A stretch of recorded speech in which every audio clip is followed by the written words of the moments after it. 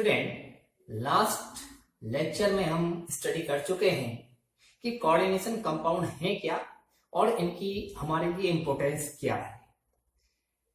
Coordination compound search कर लिए जाने के बाद रासायनिक केमिस्ट ने इनके बीच की बॉन्डिंग को समझने की कोशिश की, इनकी ज्योमेट्री को समझने की कोशिश की और उस दिशा में सबसे पहली सफलता हाथ लगी अल्फ्रेड वार्नर की।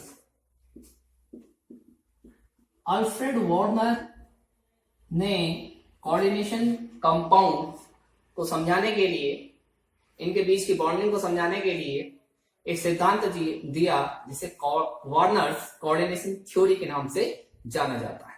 इन्होंने अपनी थ्योरी प्रपोज की थी 1893 में और इसी थ्योरी के लिए इन्हें 1913 में नोबेल प्राइज भी मिला।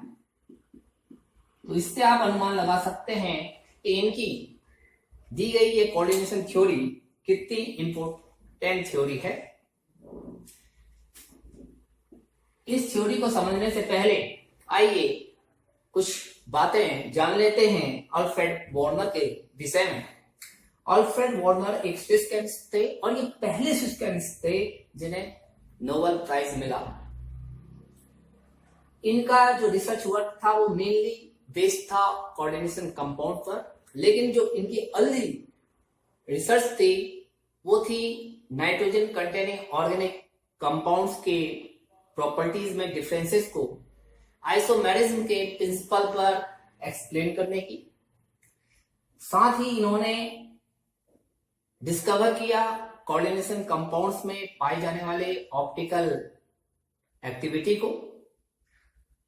तो इस तरीके से अल्फ्रेड वार्नर ने केमिस्ट्री के फील्ड में बहुत ही महत्वपूर्ण कार्य संपादित किए, जिनके लिए ही उन्हें 1913 में नोबेल प्राइज से पुरस्कृत किया गया। इन्होंने मेटल एटम और न्यूट्रल मॉलिक्यूल्स के बीच की बॉन्डिंग को भी समझाने की कोशिश इस थ्योरी में की थी और इसी पर्पज के लिए इन्हें 1913 में नोबेल प्राइज दिया गया। चलिए अब जानते हैं अल्फ्रेड वार्नर द्वारा दी गई कोऑर्डिनेशन थ्योरी क्या थी।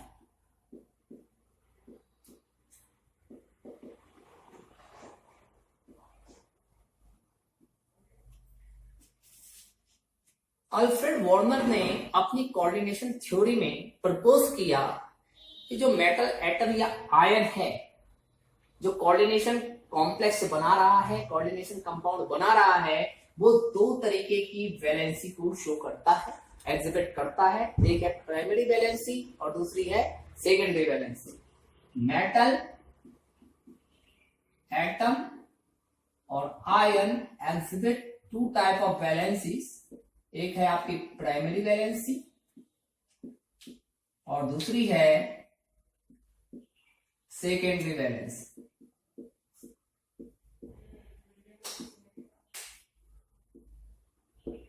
ये बिल्कुल अर्लियर जो वैलेंसी का कॉन्सेप्ट है उससे बिल्कुल क्या डिफर है, क्योंकि आज तक हम जो केमिकल बॉन्डिंग में पढ़ते हुए आ रहे हैं वो यही पढ़ते हुए आ रहे हैं कि किसी एलिमेंट की कोई वैलेंसी होती है, लेकिन वैलेंसी भी दो टाइप की होती है। ये प्रपोज करने वाला पहला व्यक्ति था अल्फ्रेड वार्नर।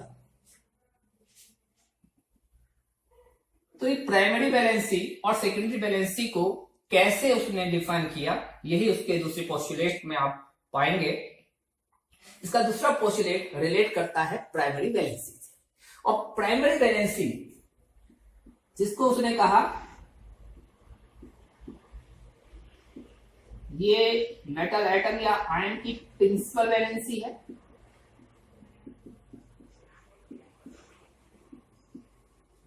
और उस मेटल एटम या आयन के ऑक्सीडेशन नंबर के द्वारा दी जाती है। क्योंकि मेटल एटम का जो ऑक्सीडेशन नंबर है वो या तो 0 होगा या फिर क्या होगा, पॉजिटिव होगा। तो सपोज कीजिए हमारे पास मेटल आयन है Fe+2, तो इसका ऑक्सीडेशन नंबर दैट मींस इस पे उपस्थित जो चार्ज है वही इसका ऑक्सीडेशन नंबर होगा, तो ऑक्सीडेशन नंबर क्या हो जाएगा +2। इसी प्रकार अगर हम CO+3 की बात कर रहे हैं तो ऑक्सीडेशन नंबर क्या होगा +3 होगा। साथ ही उसने ये बताया कि प्रिंसिपल वैलेंसी एक्चुअल में होता क्या है, मेटल एटम या आयन का ऑक्सीडेशन नंबर होता है। और दूसरी चीज उसने बताई, इस ऑक्सीडेशन नंबर को या इस प्रिंसिपल वैलेंसी को या प्राइमरी वैलेंसी को सेटिस्फाई कौन करता है, करते हैं नेगेटिवली चार्ज आयन।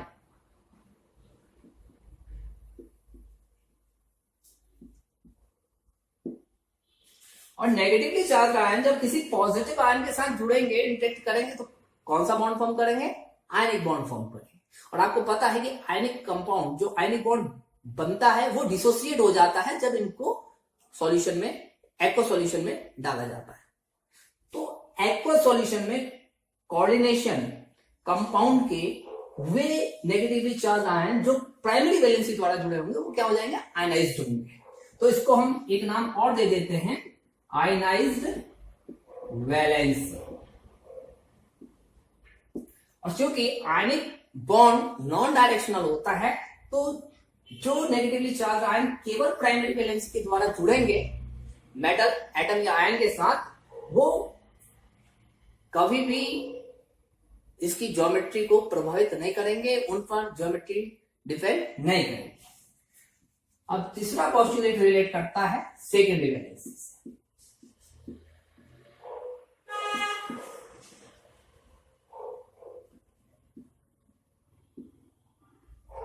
और सेकेंडरी वैलेंसी का संबंध क्या होता है, जो मेटल एटम है उसके सराउंडिंग में जितने भी न्यूट्रल मॉलिक्यूल या नेगेटिव आयन प्रेजेंट होते हैं जिनसे वो केमिकली बाउंडेड रहता है, उनकी संख्या ही सेकेंडरी वैलेंसी कहलाती है। और ये नंबर कुछ नहीं होता, ये कोऑर्डिनेशन नंबर होता है किसी भी मेटल एटम का।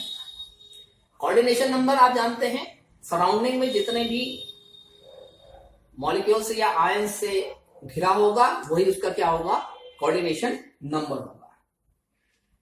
तो सपोज कीजिए अगर हम कोई एग्जांपल लेकर के चल रहे हैं, FeCN होल ऑफ 6,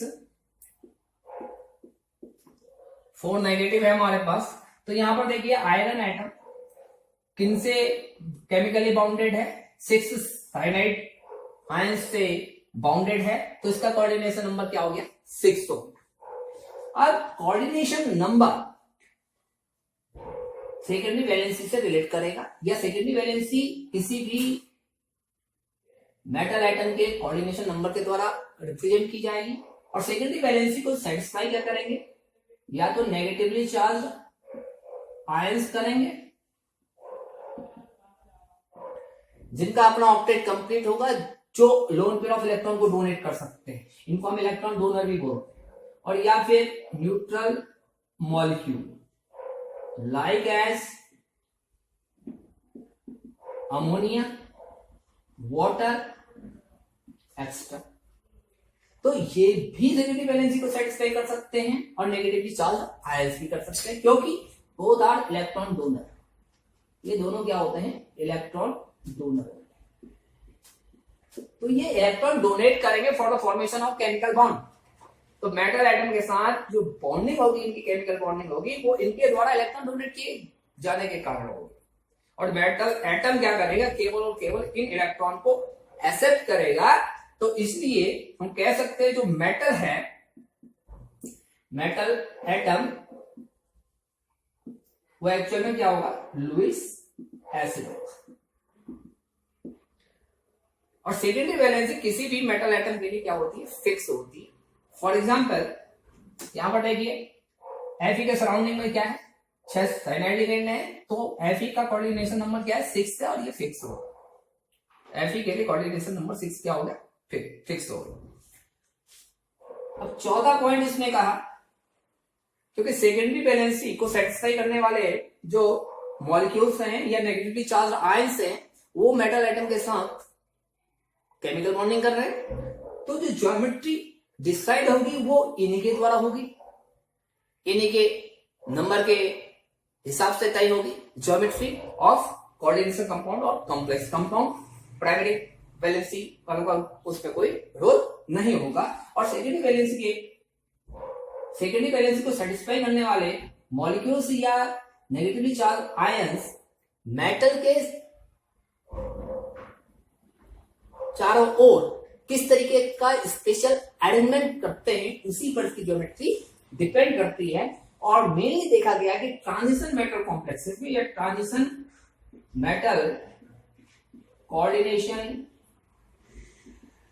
कंपाउंड जो है वो मेनली ऑक्टाहेड्रल या टेट्राहेड्रल और या फिर स्क्वायर प्लेनर ज्योमेट्री को शो करते हैं। जिन मेटल एटम्स का कोऑर्डिनेशन नंबर 6 होता है उनकी ज्योमेट्री ऑक्टाहेड्रल, क्योंकि स्पेशल अरेंजमेंट केवल और केवल ऑक्टाहेड्रल पॉसिबल है। और जबकि कोऑर्डिनेशन नंबर 4 वाले मेटल एटम्स जो कोऑर्डिनेशन कंपाउंड बनाएंगे उनकी ज्योमेट्री टेट्राहेड्रल या स्क्वायर प्लेनर हो सकती है। कैसे होती है, क्या होती है, ये बात की छोड़ी इसमें आपको एक्सप्लेन किया जाएगा। तो वॉर्डमैन ने इस तरीके से अपनी कोऑर्डिनेशन थ्योरी में पहला पोस्टुलेट बताया कि मेटल एटम दो तरीके की वैलेंसी शो करता है, प्राइमरी वैलेंसी और सेकेंडरी वैलेंसी। सेकेंड पोस्टुलेट में इसने बताया प्राइमरी वैलेंसी का संबंध ऑक्सीडेशन नंबर से होता है और ऑक्सीडेशन नंबर को वैलेंस करने के लिए नेगेटिवली चार्ज आयंस जुड़ते हैं किससे, मेटल एटम के साथ, और यही क्या हो जाते हैं, आयनाइज होते हैं। और थर्ड में ये बताया कि सेकेंडरी वैलेंसी क्या है, मेटल एटम का कोऑर्डिनेशन नंबर है और किसी भी मेटल एटम के लिए फिक्स होता है और इसको सेटिस्फाई करते हैं नेगेटिवली चार्ज आयंस या न्यूट्रल मॉलिक्यूल्स, और ये केमिकली बाउंडेड रहते हैं। इसलिए जो सेकेंडरी वैलेंसी को सेटिस्फाई करने वाले मॉलिक्यूल्स या आयंस हैं वो आयनाइज्ड नहीं होते या अनआयनाइज्ड होते हैं। अब ये पोस्टुलेट समझने के बाद ये समझना भी जरूरी है कि अल्फ्रेड वॉर्डमैन ने ये जो अपने पोस्टुलेट्स दिए या अपनी ये जो थ्योरी दी वो किन एक्सपेरिमेंट्स के बेसिस पे दी। तो चलिए जानते हैं वॉर्डमैन द्वारा किए गए उन एक्सपेरिमेंट्स को और उनके आधार पर निकाले गए कंक्लूजन्स को जो कि उसने इस कोऑर्डिनेशन थ्योरी को देने के लिए किए थे।